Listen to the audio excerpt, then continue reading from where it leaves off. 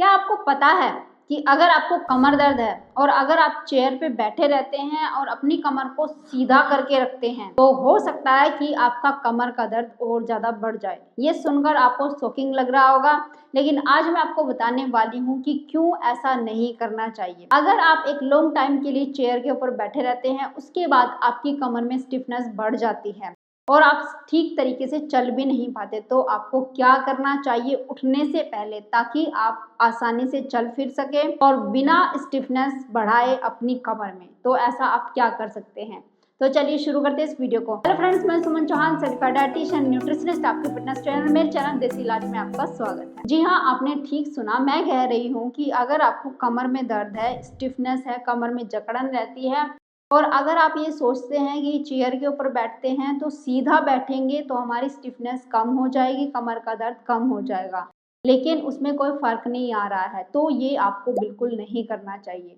क्यों नहीं करना चाहिए, सबसे पहले वो सुन लीजिए और उसके बाद मैं आपको बताने वाली हूँ कि उठने से पहले अगर आपकी स्टिफनेस और ज़्यादा इंक्रीज हो जाती है, आप ठीक से चल नहीं पाते, कमर का दर्द बढ़ जाता है, तो आपको उठने से पहले क्या करना चाहिए चेयर के ऊपर बैठे बैठे। तो सबसे पहले सुन लीजिए, जब हमें कमर का दर्द होता है और हम एकदम से स्पाइन को सीधा करने की कोशिश करते हैं और अपनी कमर को ऐसा बिल्कुल सीधा रखने की कोशिश करते हैं, तो ये होता है कि जैसा हमारे स्पाइन का कर्व होता है, कई बार हम सीधा करने के चक्कर में बहुत ज़्यादा सीधा कर देते हैं अपनी स्पाइन को, मतलब एकदम से ऐसे जकड़ लेते हैं और चेयर के ऊपर इस तरीके से बैठ जाते हैं। तो ऐसा करने से क्या होता है, जब हम टमी को भी पीछे की तरफ खींच के रहते हैं, ज़्यादा पुश करते हैं अपनी कमर को सीधा करने के लिए, बहुत सारे लोग ऐसा करते हैं कि अगर हम सीधा करके रखेंगे तो शायद हमारी कमर ठीक हो जाएगी, और इसी के चलते वो ज़्यादा प्रेशर क्रिएट कर देते हैं। अब हमारी जो स्पाइन का कर्व होता है वो देखिए इस तरीके से होता है, जैसे ये हमारा कंधा हो गया पीछे, तो इस तरीके से ऐसे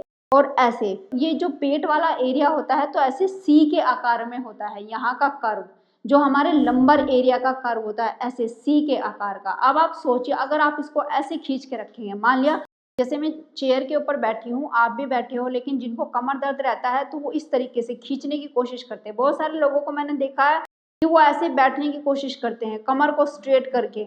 और ऐसे वो कितनी देर तक बैठे रहते हैं कि नहीं ऐसे बैठेंगे तो कमर में दर्द शायद और बढ़ जाए और स्टिफनेस बढ़ जाए, तो वो इस तरीके से खींच के रखते हैं कमर को। तो ऐसा कभी मत करना, क्योंकि एक स्टडी में शो हो चुका है कि अगर आप ज़्यादा प्रेशर देके अपनी कमर को सीधा रखने की कोशिश करते हैं या लंबे टाइम तक आप इस तरीके से कमर को बिल्कुल सीधा करके, मतलब एक तरीके से अपनी बॉडी पे प्रेशर क्रिएट करके कमर को सीधा करके बैठे रहते हैं, तो और ज़्यादा आपकी डिस्क के ऊपर प्रेशर क्रिएट होता है, क्योंकि आपकी स्पाइन देखिए, जो कर्व आपकी स्पाइन का मेंटेन रहता है, अगर आप उसको पुश कर रहे हो या प्रेशर क्रिएट कर रहे हो वहाँ पे इस तरीके से, ऐसे आपने टमी को टक कर दिया और पीछे की तरफ प्रेशर क्रिएट कर रहे हैं, तो आपकी स्पाइन ज़्यादा ट्रैक्शन में चली जाती है, यानी ज़्यादा खींच जाती है, लंबी होने लगती है, जिससे आपकी स्पाइन का कर्व खराब होने लगता है, आपकी डिस्क के ऊपर ज़्यादा प्रेशर क्रिएट होने लगता है, और शायद इसी वजह से आपकी डिस्क पतली होने लगती है, क्योंकि जो आपके वर्टिब्रास होते हैं वो डिस्क के ऊपर प्रेशर क्रिएट कर देते हैं, क्योंकि आपकी स्पाइन का कर्व सीधा हो गया। आप सोचिए, जो कर्व में था,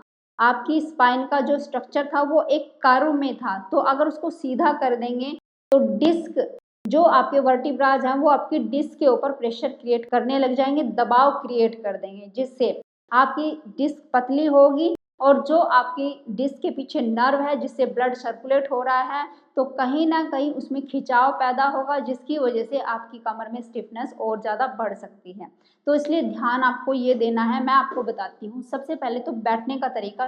सीख लीजिए। जैसे आप चेयर के ऊपर बैठते हैं, ध्यान दीजिए, अगर आपको कमर में दर्द होता है तो पैर आपके नीचे होने चाहिए, इस तरीके से दोनों पैर ज़मीन पे रखे हुए होने चाहिए, और आप इस तरीके से बैठे कि ना तो बहुत ज़्यादा आपने इस तरीके से खींचा हुआ है स्पाइन को, ना ही आप स्लाउच करके ऐसे बैठे हैं। बिल्कुल मेंटेन एक स्थिति ऐसी होनी चाहिए कि आपको रिलैक्स फील हो, बिल्कुल जहाँ पे आप रिलैक्स महसूस करते हैं इस तरीके से बैठे, और बीच बीच में आप खड़े हो जाए, खड़े होके एक दो कदम चलने की कोशिश करें। ऐसा ना करें कि लंबे टाइम तक बस एक ही पोस्चर में आप बैठे हुए हैं, उस पोस्चर को जरूर बदलें अगर आप कमर के दर्द से, स्टिफनेस से बचना चाहते हैं। अब मैं उन लोगों को ये बताना चाहती हूँ जो लोग लंबे टाइम तक चेयर के ऊपर बैठकर काम करते हैं। अब सोचिए, अगर बाय चांस ऐसा होता है कि आपकी कमर में स्टिफनेस बढ़ रही है, जकड़न बढ़ रही है और आपको पता है कि जब आप उठते हो तो अचानक से आप उठकर सीधे नहीं चल पाओगे। अब बहुत सारे लोग ये करते हैं, मान लिया आप इस तरीके से बैठे हैं,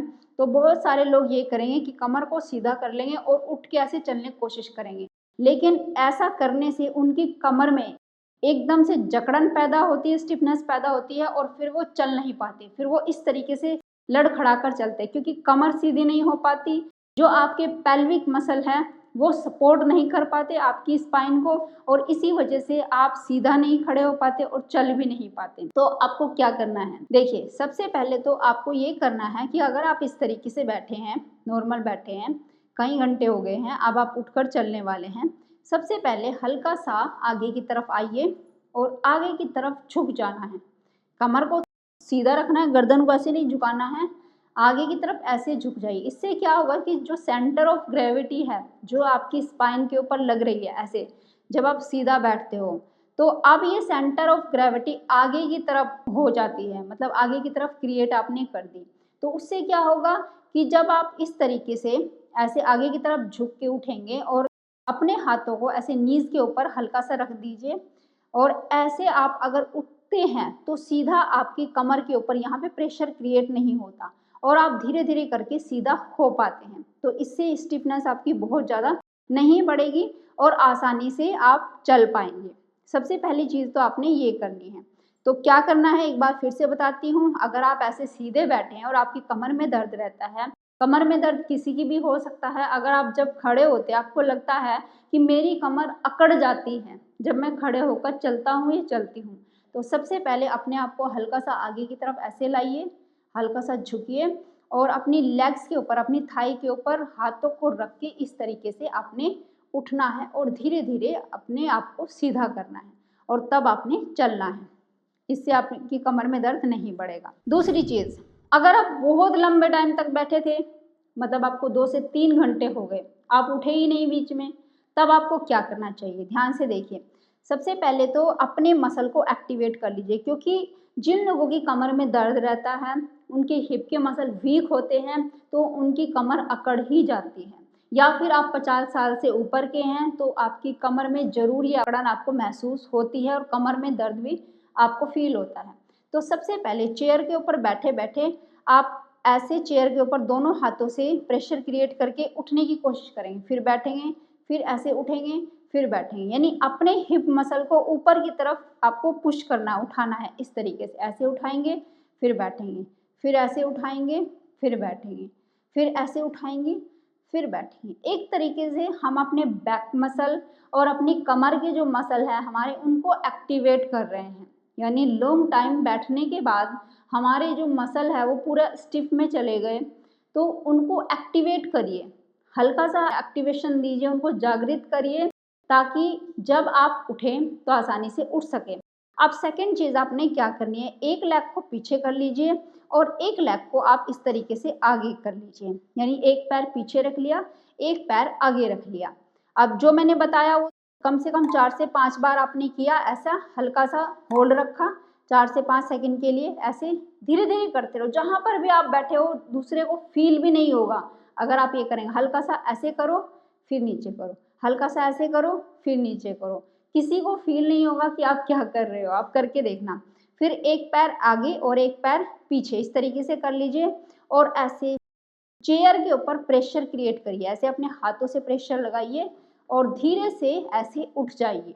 तब आप देखेंगे बिल्कुल भी आपकी कमर के ऊपर कोई प्रेशर क्रिएट नहीं होगा, आराम से आप सीधे हो जाएंगे और जब आप चलेंगे कोई जकड़न, कोई स्टिफनेस आपकी बैक में नहीं होगा, ना ही आपका बैक पेन बढ़ेगा।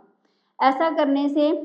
तो आप बिल्कुल रिलैक्स महसूस करेंगे, सबसे बड़ी चीज़ तो ये। और कभी भी आपको लॉन्ग टाइम बैठकर उठने के बाद आपको कोई दिक्कत परेशानी नहीं होगी। तो ये चीज़ फॉलो करिए। और इसी के साथ आपको बताती हूँ 2 एक्सरसाइज जो कि आपको डेली करनी है, जिससे बैक पेन में आपको बहुत जल्दी बिना किसी दवाई के ट्रीटमेंट के आराम आता चला जाएगा। तो आप अपने जब बेड पर बैठते हैं तो सबसे पहली एक्सरसाइज आपको बेड पे बैठे बैठे ही करनी है। देखिए, जब बेड का जो किनारा होता है तो वहाँ